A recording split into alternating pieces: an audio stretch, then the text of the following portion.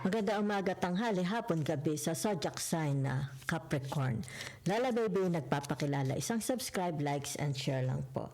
Bibigyan ko kayo ng ano tawag dito, general reading ha. Tingnan po natin ang energies that surrounding you. Yan ha, okay. So in the month of May, it seems like mukhang maganda, magkakaroon ng fruition. Di ba ang month of May is a month of flowers? Yan ha, abangan po ninyo. So magkakaroon dito ng tinatawag na, ayan o, torch, di ba? Tagumpay. Spiritual development, enlightenment, awareness, and understanding. A period of ill health, depression. Mag-iingat ha, okay? Maybe in the month of May, baka magkasakit kayo ha.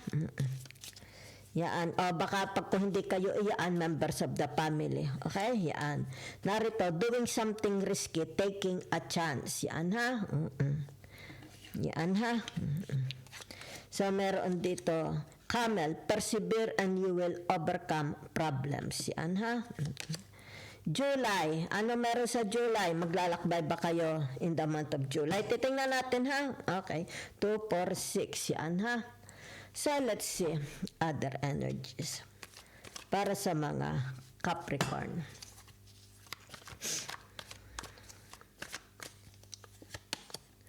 The Three of Swords. Yan ha. Okay. Ibig sabihin ng the Three of Swords, it's about you. It's like promoting yourself.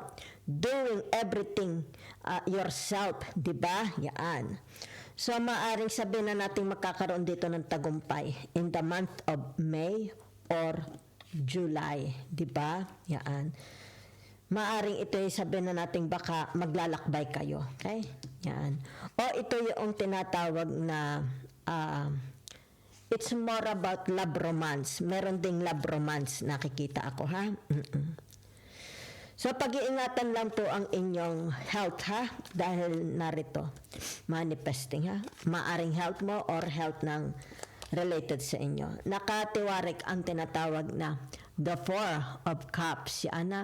So, ibig sabihin nito, may mga losses. Either, ito yung tinatawag na kawalan ng pera, kawalan ng trabaho, o maaring ito'y kawalan ng pag-ibig. Okay? Maaring single, yan ha, or sabihin na nating, basta't ito'y, nag-iisa kayo ha, or sabihin na nating nagkaroon, okay, between you and others, yan ha, okay, nang hindi pagkakaunawaan, baka hindi pagkakaunawaan, di ba?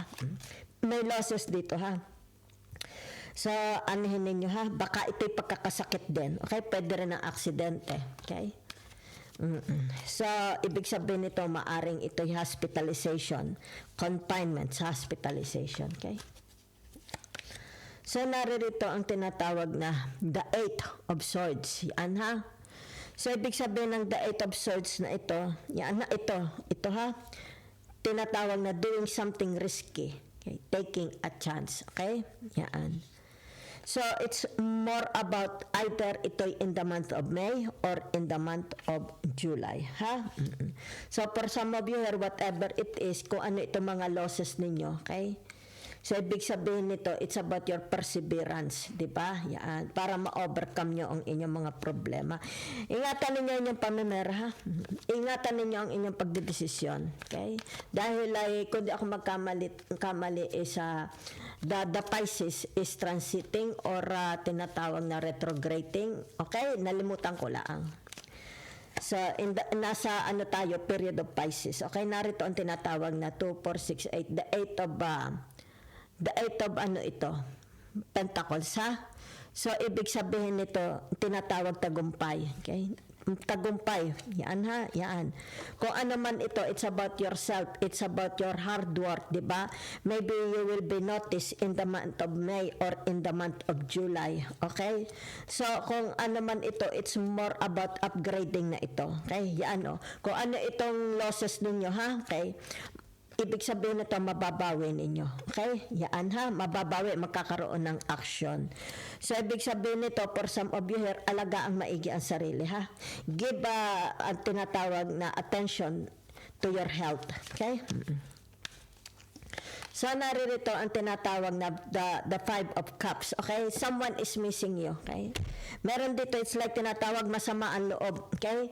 Ikaw ang masama ang loob or siya ang masama ang loob. Kasi ang nakikita ko, ikaw, tinorn down mo siya. Masama ang loob niya sa iyo. Okay? Yan. Masama ang loob niya sa iyo. Kung sino itong tinorn down mo. Pag-ibig man ito or sa mga taong, halimbawa, sabihin natin, baka nahingi ng pabor sa inyo. Okay? Tinorn down ninyo. Yan. Oh. Masama ngayon ang loob niya. Okay? Yan. So, let's see your other energy. La la la la la la la la. Oh, la la la la la la. Magandang balita. Maybe in the month of May or July. Magandang balita. Okay? Nagdadatingan na. Okay? Yan. The Two of Pentacles. Sagot sa iyong katanungan, sa iyong problema, kasagutan sa iyong mga problema. Kung may mga hinihintay man kayo dito, di ba? Yan sa tinatawag, the Eight of Swords. Yan, no? Darating na, ha? Maaari ito'y document, usapan, diba, agreement, okay? Halimbawa sabihin na natin, dito ha, may mga magkakaayos, diba? It's like, na-disappoint, yan, itong mga ito ha, either dalawa, tatlo, yan ha, ibig sabihin nito, tinatawag na magkakaroon ng pagbabatian, diba? It's like, aayusin ang problema. Yan ha, pag-aayos ng inyong relationship. So, for some of you here, ibig sabihin nito, it's about your responsibility. Sino itong mga tinutulungan mong tao? Yan ha. Yan, pwedeng kamag-anak, kaibigan, di ba? Pwedeng mga kapatid, di ba? Maybe this is your, kasi ito, yan ha. Yan. Di ba? Oh. Kumbaga dito yung tinatawag, parang hindi mo rin matanggihan, di ba? It's like, wala ka, wala rin sila, di ba? Pero somehow, kung ano ang magagawa mo, gagawin mo, di ba? Yaan. Kumbaga dito yung tinatawag, mapagbigyan, matulungan mo man sila, di ba? Yaan. Maybe that's your job too, di ba? So, kung ano ito ha, yan, dahil narito ang tinatawag na, teka ha, Tiger, doing something risky, taking a chance, okay? Be very, very careful, okay? Narito ang tinatawag na the lovers, the Gemini, okay? Kung ito man, it's between you and them, di ba? Yan. Kung sino ito manifesting, may mga darating, okay? Be very, very careful when it comes to tinatawag na decision making, okay? Action, okay? Before you take a move, pag-aralang maigi, okay? Maaring maganda, maaring hindi, okay? Yan. So, yan ha. Maaring yan, oh. Kung ano man ang alitan, kasi nakatumbalilong ito, di ba? Yan. Ibig sabihin nito, yung tinatawag na magkakaroon dito, tinatawag na pag-aayos, di ba? Or, kung hindi man ito nakikita ko ha. So, ibig sabihin kayo ito, di ba? Kung sino ito from the past, yan ha.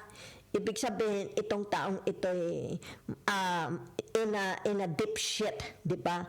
Kumbaga dito yung tinatawag, gusto niya makipag-ayos sa inyo, babae man o lalaki, kapamilya, asawa, kung sino man ito. Yan ha, they will do everything. They will do everything. Yan ha. Para ma-win niya uli. Para ma-win, kasi narinig ang the lovers. Para ma-win niya uli. Okay? Ang iyong puso. Yan ha. Kung sino man ito ha. So, thank you very much po.